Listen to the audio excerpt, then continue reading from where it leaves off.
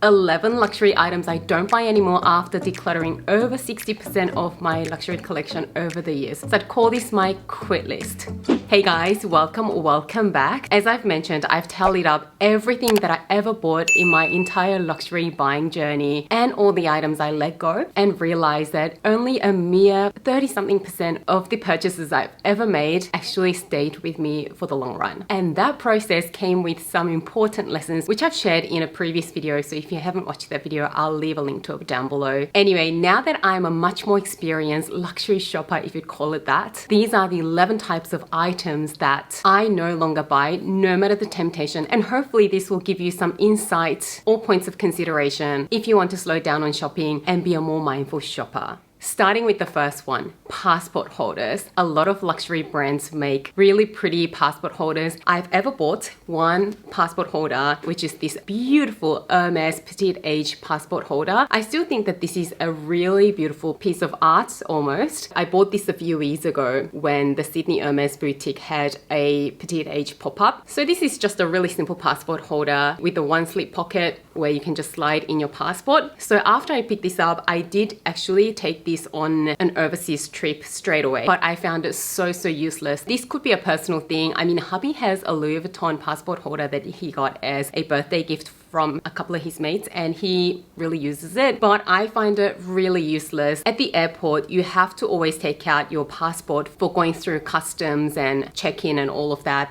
I find it so inconvenient to have my passport in the passport holder. And when I'm done with the whole process, the passport just stays in my bag, and I realized that I just chucked it in a slip pocket in a bag. Because if you think about it, does your passport really need protection from anything else that you need a particular case for it? Not really. And it's not like the passport is in multiple different pieces or the pages are all separate that you need a place to keep it all together. It's just a one piece of items. So I just think that passport holders are really cute and they are great entry pieces in terms of the price point. But I'd say I'm just gonna save my few $100s and stop buying passport holders. The second type of luxury item that I am no longer buying is a luxury designer fine jewelry piece with a very basic design. So pieces like diamond solitaire necklace that you can get from either Tiffany's or Cartier at a huge markup. And I'm not saying that I'm never gonna shop from these brands ever, because they do have some statement pieces that are unique enough for their design house. But for a lot of pieces that are more basic in design, you're way overpaying for just a brand name. So what I'd rather do is buy pieces from quality brands that don't have a huge markup, who offer these more timeless designs, as well as some more interesting designs that are more unique. For example, these diamond earrings and necklaces that I'm wearing at the moment, I've been wearing them a lot lately and I've been getting so many compliments on them. I mean, look how unique the design is, but it's still subtle, it's still really classy. So everything that I'm wearing at the moment are from Ideal. If you watch my videos regularly, you know that Ideal pieces are my go-to everyday diamond fine jewelry, and these are the new pieces that I've picked up. I've got my diamond stud with the Uma add-on, which creates that beautiful T-shaped halo effect around my solitaire diamond. And then on the left, I've been loving having the same thing with an extra hoop add-on called the Luna.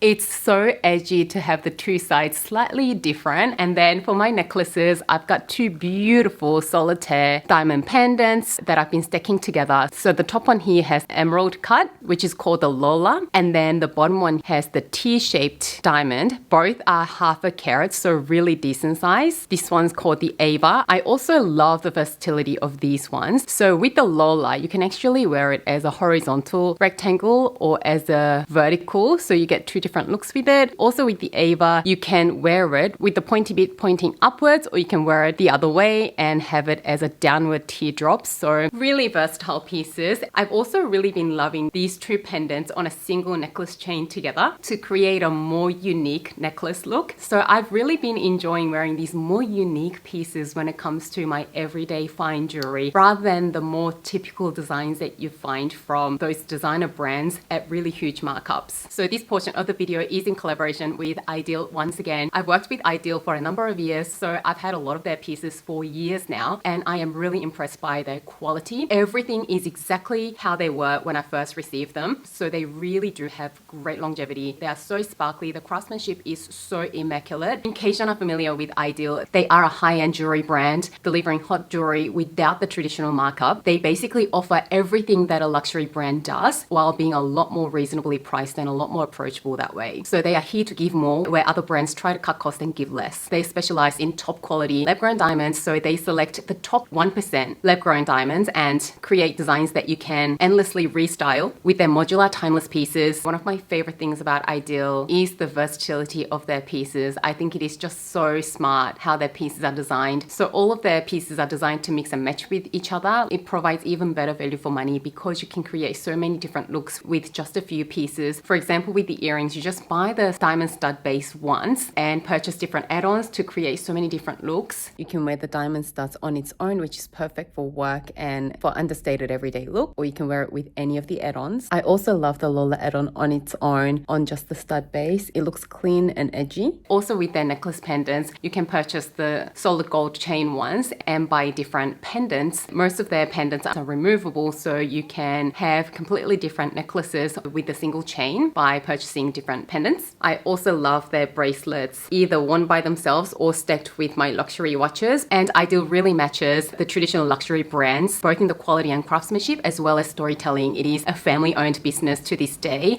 It is founded by the beautiful Ornella, who's always been into gems from a very young age, and she'd always had this vision to create something beautiful. And as a woman designer, she really understands a woman's life, so all of the pieces are so comfortable to wear. They are made for real life. Like, I wear my Ideal pieces to everything in my life basically. They are great for every day. They are so carefree because all of their pieces are in 14 karat gold with lab diamonds, so you never have to worry about getting water on them. You can wear them on a rainy day, in the shower, to your workouts. They suit all sorts of life's occasions. They look great as everyday pieces, but you can also dress them up for more dressy occasions because of the quality and the sparkle that they offer. You will see the quality as soon as you have one of their pieces in your hands. And basically her family members are all involved in the running of Ideal. Her brother is on board, her mum packs the packages, and her father, who is an experienced gemologist, does a final inspection, really meticulously inspecting all of their pieces. I absolutely love this story and how they kept the business, the family business. I think it is just so special. Not to mention Ideal is based in Antwerp in Belgium. So if you love a little bit of a unique design, everyday diamond jewelry pieces, but you want quality at really honest prices, you have to check out Ideal. I'll leave links to all of my pieces in the description section below. Thank you so much, Ideal, for our ongoing collaborations. I absolutely love all of your pieces. Moving on to number 3 on our list is luxury sneakers. I've had my fair share of luxury sneakers over the last, say, 10 years or so. When I first started buying luxury items, I was more focused on small leather goods and bags. So I was buying a lot of wallets, card holders, pouches, and bags, and I wasn't really interested in shoes. But a few years on, I think about the point that I started this YouTube channel, I started being really interested in luxury shoes as well. So I was buying a lot of heels as well as sneakers. But over the years, I have noticed that luxury sneakers don't really elevate my outfits. I'd rather get a really comfortable pair of sneakers from actual sports brands like Asics. I love my new gel Kano 14. Oh my goodness, they are so comfortable and they're actually pretty stylish. And I've also ordered a pair of Adidas Sambas. Finally, I caved. I know every single person probably has a pair of Sambas out there, but I resisted for very long, but I noticed Foot Locker had a sale, so I ended up purchasing the cream and black lace pair. I can't wait to pick it up. So I found these sneakers from actual sneaker brands to elevate my looks just as much as luxury sneakers, and they are generally a lot more comfortable at a fraction of the cost. The Sambas, I paid $140 something because it was 20% off on Foot Locker, and the Asics were about $200. Compare that to the last pair of Chanel sneakers that never worked out for me, that I ended up selling at a great loss. I mean, this pair retails for $2,000 and I never found them very comfortable or flattering. I think my new Adidas Sambas are going to be a great pair that will replace that one. It's just got a better design as well. It's really streamlined, and I think that this pair will elevate my looks just as much as any designer pairs of sneakers would do at like 10 times the price. So no more luxury sneakers. You can hold me to that. Number 4 on the list, surprise, surprise, Hermes blankets and pillows. These really have not worn the best. So these are in 100% wool. So I knew that they would peel, but they started peeling really early on. I'm sure all wool pieces would do that, but it really does not look very pristine anymore. I mean, I still love the colorway and the design, but this is actually thanks to one of you guys who commented a few videos ago saying, you just don't understand why people buy Hermes soft furnishings like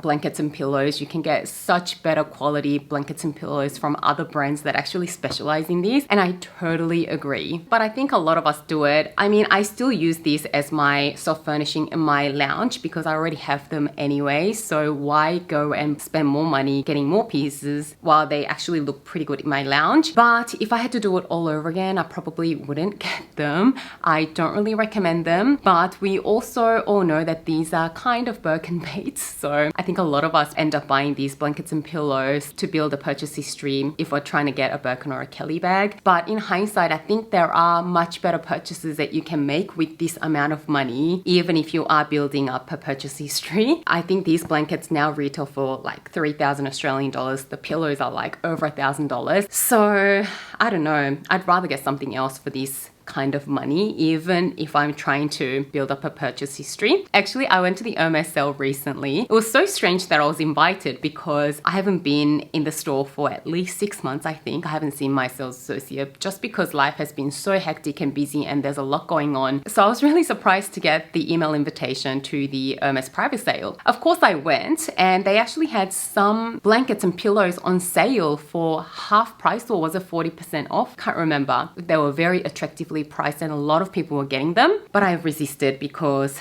I knew even at half off, I could probably get much better soft furnishing pieces from some other brands. So well done to myself for resisting. But I found some really good pieces from the sale that I think are totally worth the half price money. So I will share my Hermes sale purchases with you in the next couple of weeks or so. But anyway, yeah, no more blankets and pillows from Hermes. Staying with Hermes, the next on my quit list is actually Birkins and Kellys.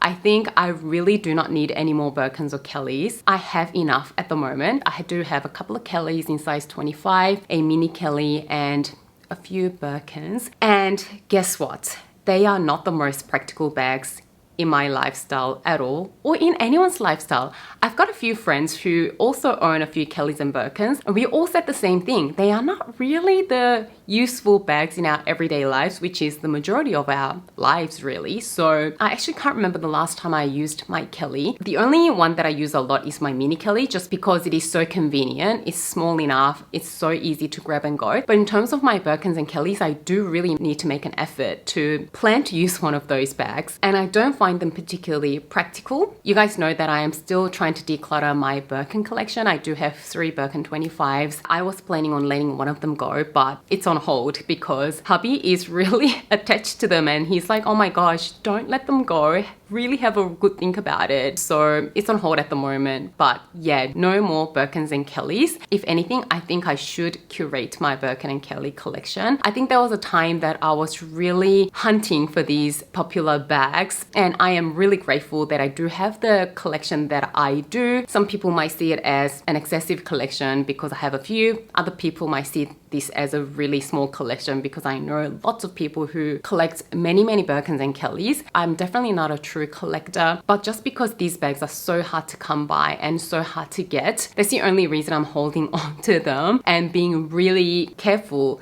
on deciding what to let go. But they are really not the most practical bags. They are probably my least bags in my whole collection. I love them, but yeah, I really don't see myself adding any more Birkins or Kellys anytime soon. Next on the list is Louis Vuitton Christmas illustration pieces. I only have a couple, so I do have this key pouch in the Paris Vivienne illustration. I also have a card holder in the Sol Vivienne illustration, both from 2022. These are really cute, but I'm gonna be honest, I think that I bought into the hype of these Vivienne Christmas pieces. They just are a bit of a novelty. And I know some people who are real collectors collect these items too. But for me, I really don't use them, especially when it comes to the key pouch. I really keep using my plain old monogram one over this one here. You are paying about 30% more for these Christmas editions compared to the classic ones. So I've learned my lesson. Since I'm not a collector, I do buy my luxury items to really put them to use. No more Christmas illustration pieces. They just don't get used in my life. The next useless luxury item that I don't buy anymore is Christmas advent calendars. I only ever bought this once in my life, and it was a couple of years ago. I bought the Dior Beauty advent calendar because it was beautiful, but it's basically filled with useless samples at a huge price point. I believe that advent calendar was something like 750 Australian dollars. Ridiculous for 25 little items. I get the novelty of it and some people love it. I get it, but I say about 70% of the items that you get from the advent calendar are really not suitable for you as a person. I mean, I never understand them putting items that are like more complexion specific or skin type specific into these advent calendars, like skincare items, face creams. We all have different skin types, so it would make more sense for them to put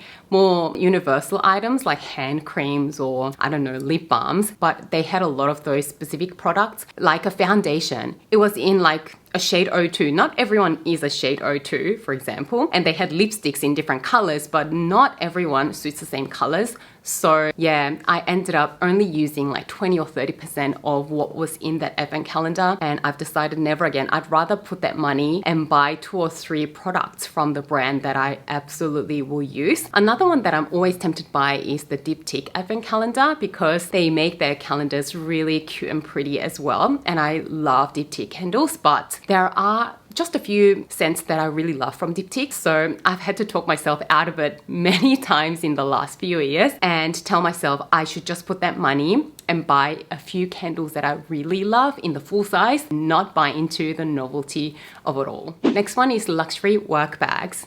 I've talked about this in a recent What's in My Work Bag video. So if you watch that video, I would be repeating myself here. I used a number of designer totes and larger bags for work in the past, but I've really never found a really functional one that is really practical and carefree for work purposes. So now I've decided no more luxury bags to work. There are so many high quality contemporary brands out there that do amazing bags with amazing details that make the bag so practical. You guys know that my current work bag is my Songmont Gather bag. I've been using it for quite a few weeks now and I still absolutely love it. I love the leather. It feels so luxurious. It looks really stylish and it has so many design features that make the bag so perfect and convenient for work. So if you haven't watched my What's in My Work Bag video, I'll leave a link to it down below as well. But yeah, no more designer bags for work for me. Next on my quit list is wallet on chains. I've had my fair share of wallet on chains in my luxury buying journey.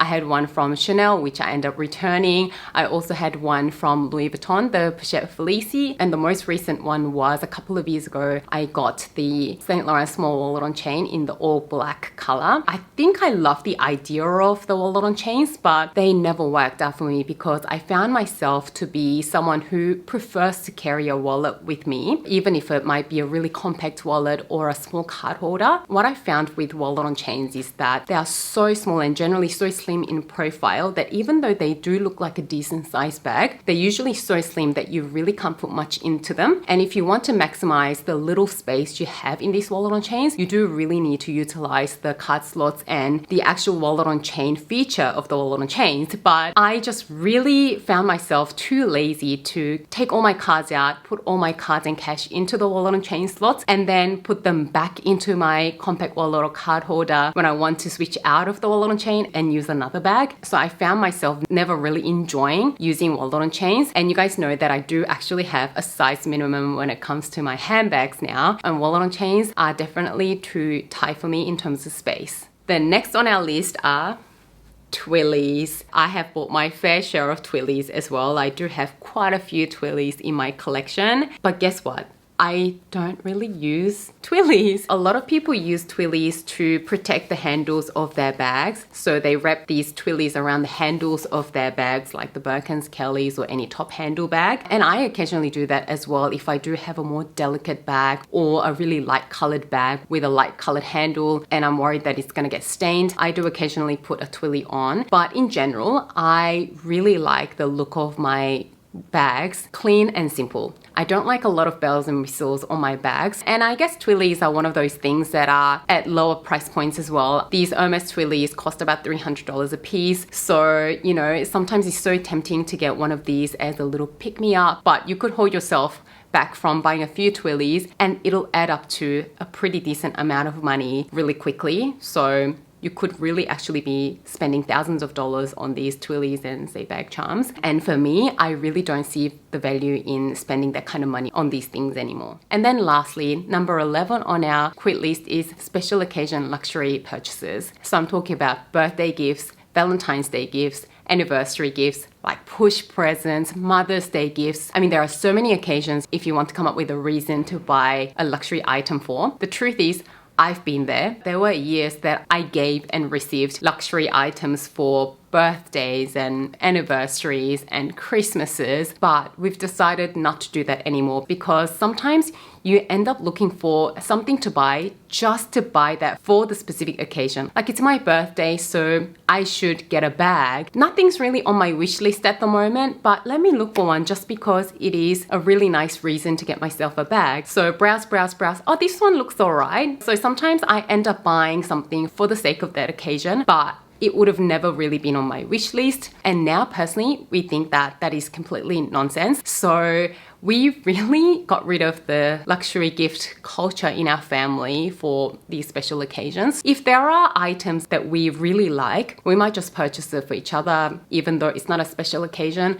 But for special occasions, unless there is an item that we actually really like, we don't look for an item to give to each other anymore. So for special occasions, it's usually a really nice handwritten card and a nice lunch or dinner. At the end of the day, the quality time that you spend with each other over a really nice meal or a getaway or a holiday. And we also really love writing each other cards. I mean, those things really stay with you and mean so much. So yeah, we stopped giving each other luxury gifts for special occasions. So there we have it. These are the 11 luxury items I don't buy anymore after decluttering a huge portion of my luxury collection over the years. My quit list, I'd love to know what's on your quit list, so do share them in the comments below. Thank you so much again to Ideal for sponsoring a portion of this video. Don't forget to check their website out. I've left links to all my Ideal pieces in the description section below and in the pinned comment. I hope you guys enjoyed this video and found it somewhat useful. If you enjoyed this video, don't forget to give it a thumbs up and subscribe to my channel. It means so much to me if you haven't done so already. Thank you so much for watching and spending some of your precious time with me today, and I can't wait to see you again soon in my next video. Bye guys.